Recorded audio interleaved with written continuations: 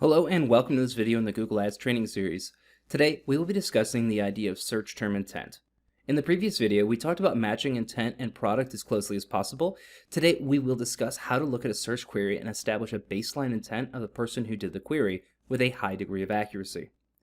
Before we get started with the training, I wanted to remind everyone to subscribe to the channel. I put out a video every single day to build your knowledge in advertising, marketing, Shopify, and dropshipping. I do this absolutely free of charge. I also host a live call every Thursday night for our Facebook group where I give away a 1-hour consulting call. By subscribing, you are helping this channel reach more people and build out the revenue required to keep producing these videos for you. Thank you so much for clicking through. I hope you enjoy the video.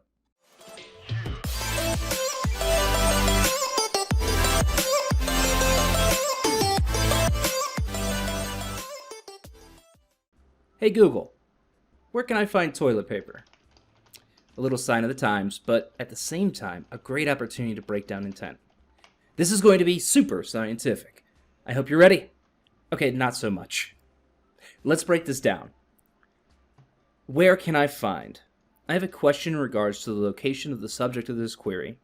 This is a colloquialism used today that could be used to infer purchase intent. In many queries, can I find is akin to asking, can I buy? Toilet paper. Subject to the query.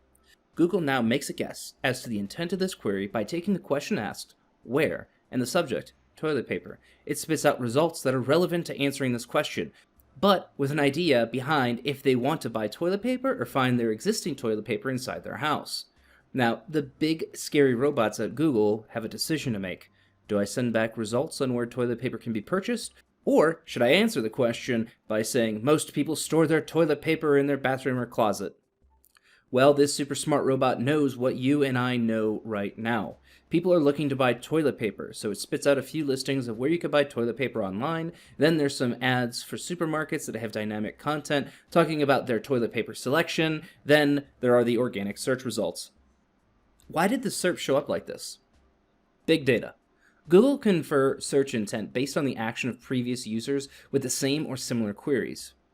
Sorry about this, but I can't offer this same big data to allow you to infer about the results of your search queries in your campaign. I can, however, help you understand how to break down a search and help you decipher the intent of the user to give you a better idea if your ad and product match what the consumer are looking for. This data will help you make a decision on whether to keep that search or put it into your negative list. Most searches are simple. They're two parts, question and subject. Identify the subject of your query and remove it from the query. What you have left will leave you with the question. And sometimes it's not in good English. Once you have the subject and question isolated, break down the query to find out how the question is asked. In the English language, most queries fall under who, what, where, when, why, and how. Where can I buy Christmas decorations has a completely different intent than where can I see Christmas decorations on display. Where can I buy is a purchase intent. Where can I see is leading to entertainment. To really get to the bottom of a search, you just isolate the question from the subject. It's that easy, right? Well, what if there isn't a question, but just a subject? This one's tough. Tougher than it should be. The problem? Individuals are unique. Google will answer this one for you, but in most cases, you'll have to take as much context clues as possible. If someone searches Scarlett Johansson, they probably aren't looking to buy the latest Avengers movie, but instead want info on the actress.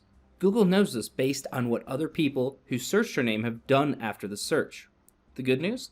Google loves you and their customers. They understand search intent and only display relevant ads. Then why did I just waste all this time to teach this? Google doesn't always get it right. Go through your search terms inside of your campaign from time to time, and you'll see exactly what I mean. Also, just because a search had purchase intent doesn't mean it had purchase intent to buy online. Sometimes people use qualifiers like near me or local. This is another layer of search intent, inferring local purchase intent. They aren't willing to wait for shipment, they want it now. Being able to decipher those and adjust accordingly will save you thousands over the lifetime of an ad campaign.